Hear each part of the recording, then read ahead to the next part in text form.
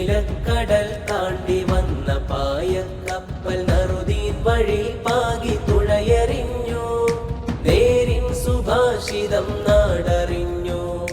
നൂറിന്റെ ചരിതം ഇതാ പിറന്നു. നൂറായി സമസ്ത ഹുദ പടർന്നു. കലിമത്തിൻ പൈതൃ